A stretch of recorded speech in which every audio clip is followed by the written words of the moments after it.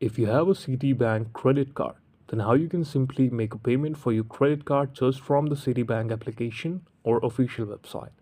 So let's start this video. Firstly, what you're going to do is simply open the Citibank application, or you can do it on the website as well. So I'm choosing the website for it because then you will understand it well. Now, to open the website of Citibank official, simply open your Google Chrome and search for Citibank Pay Credit Card Bill.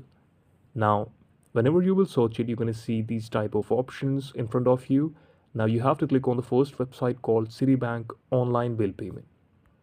When you click it, it will redirect you to the main payment page where you just need to enter the credit card details. Please keep the details handy to make payment process very easy and fast. Now this is my Citibank official website. There are a lot of option ways to bank, manage your account, move your money, protect your money, and overdraft protection. Scroll down.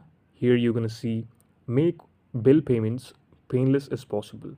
So click on apply online.